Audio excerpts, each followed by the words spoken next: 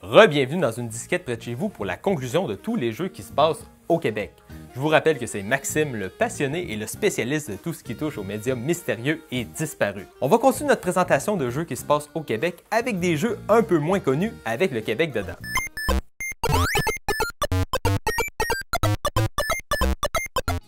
Retournons dans le monde des jeux éducatifs. Dans le tout premier Carmen Sandiego, on peut aller la rechercher à Montréal. Où spécifiquement à Montréal? Il y a une petite statue pixelisée sur l'image. C'est la statue du monument de Jacques Cartier à la place Saint-Henri à Montréal. Puis, dans Carmen Sandiego Deluxe, on est devant la chapelle de Notre-Dame du Bon Secours avec un petit peu plus de couleurs et un petit peu plus de pixels que dans le premier Carmen Sandiego. C'est ça le Deluxe dans ce temps-là. On rajoutait des pixels. Puis finalement, dans Carmen Sandiego, les trésors du savoir, on peut visiter pas Montréal, mais la ville de Québec. On peut passer justement où les remparts, aller chercher Carmen Sandiego, puis passer un petit appel téléphonique. Cabine téléphonique, vous vous souvenez? On est vieux ici! Un peu plus violent. Cette fois, le jeu s'appelle Squad, puis il y a un DLC des Forces armées canadiennes, puis dans le DLC, il y a une map qui se passe à la Manic 5. Fait que le barrage, wow, est là, puis on peut aller y jouer, aller se promener. Puis c'est pas obligé là, de tirer sur du monde, tu peux télécharger le jeu, puis juste aller te promener à la Manic 5 dans un jeu vidéo. Kona puis Kona 2, c'est des jeux qui se passent dans le nord du Québec. C'est un peu genre des walking simulators, si on veut. Il faut résoudre des énigmes dans le Grand Nord des années 70. C'est magnifique. Ça se passe à peu près à 100 km au nord de Chibougamau. Puis ça, on va voir sur la map. Dans ce coin-là, il y a un lac justement qui s'appelle... Je le prononcerai pas, voyez-vous, mais le voilà à l'écran, ça se passe à peu près là, Kona puis Kona 2.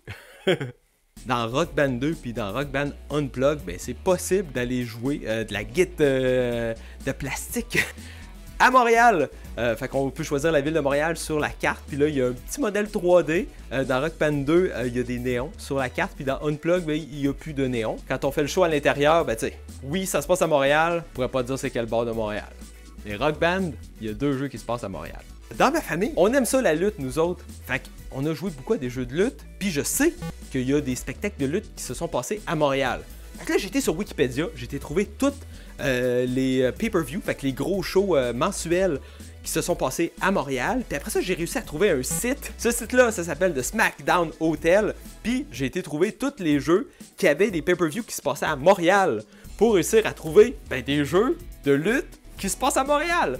Fait qu'il y a Raw 2 puis SmackDown Here Comes the Pain avec l'Arena de No Way Out 2003 qui se passait justement à Montréal. Il y a aussi le jeu Legends of Wrestling 2 où est-ce que tu joues des vieux lutteurs. C'est bizarre, il y a un des arénas qui se passe à Montréal. Ça n'a pas l'air d'être basé sur un vrai pay-per-view. Bref, et pour ceux qui connaissent vraiment la lutte, le Montreal Screwjob, ça a été recréé à WWE 2013. C'est possible de rejouer cette séquence mythique-là de la lutte dans un jeu vidéo qui se passe à Montréal.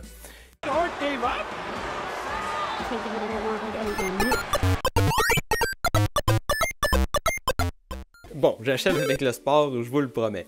J'ai trouvé 2 jeux de la Ligue canadienne de football avec les Alouettes dedans. Le premier, c'est CFL Football Frenzy, un jeu mobile de la Ligue canadienne de football. Puis le deuxième, c'est CFL Football 1999, le seul vrai jeu de football fait sur la Ligue canadienne de football, puis il n'existe plus à nulle part. Le gars qui l'a inventé, il me répond pas sur Twitter, puis il n'y en a aucune copie sur Internet. Fait que si vous avez le CD de ce jeu-là, dites-moi le don, on va l'archiver, puis on va pouvoir le mettre en ligne, puis on va pouvoir rejouer au seul jeu de la Ligue canadienne de football qui se passe, entre autres, à Montréal. Mais par contre, ceux qui ont fait ce jeu-là, ils ont continué à faire des jeux avec les règles du football canadien. C'est la série des Maximum Football. Il y en a 5 jeux dans la série. Puis il y a genre les équipes de la CFL dedans, mais pas les vrais. Fait que tu peux jouer genre à Montréal avec les Pigeons de Montréal ou une affaire de même. C'est bootleg un peu, mais ça compte. Là, on est rendu au soccer. Je m'y connais pas beaucoup en soccer, en football, mais si j'ai bien compris, depuis 2013, dans les jeux FIFA, on peut jouer avec le CF Montréal dans ces jeux-là. Si on peut jouer avec le CF Montréal, on peut jouer au stade du CF Montréal. Ça a l'air d'être un stade générique pour toutes les équipes de cette ligue-là. Moi, ça compte dans mon livre à moi. On peut rajouter une bonne dizaine de jeux de soccer. Là, il en reste plus beaucoup des sports. J'ai trouvé 2 autres jeux avec des sports qui se passent au Québec. Le Red Bull Crash Test. Oui, il y a un jeu du Red Bull Crash Test qui existe sur Kinect. Fait que là, faut que tu fasses ça de même pour patiner en malade.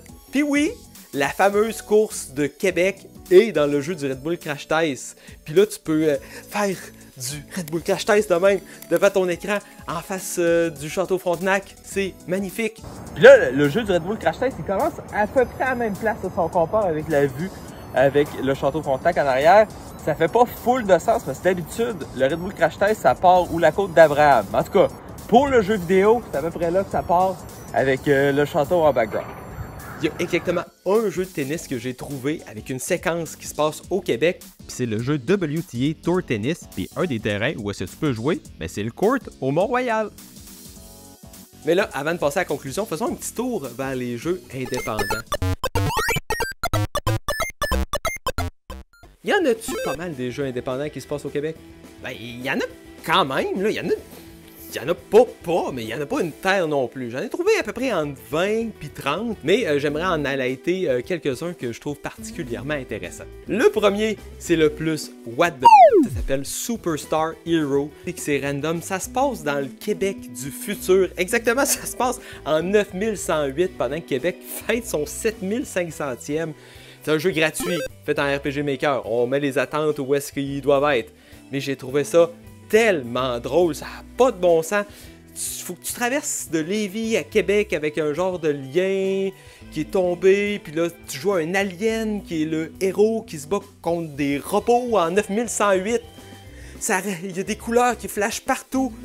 Partager ce jeu-là, je trouve ça hilarant. Dans du plus touchant et un peu moins hilarant, j'ai trouvé le jeu Dépanneur Nocturne. C'est un autre walking simulator. J'aime la vibe. Je trouve ça juste nice. Ça se passe comme dans un Montréal magique, la nuit. Je trouve ça vraiment, vraiment cool que quelqu'un ait pris l'expérience d'aller au dépanneur puis qu'il a transformé ça en jeu vidéo.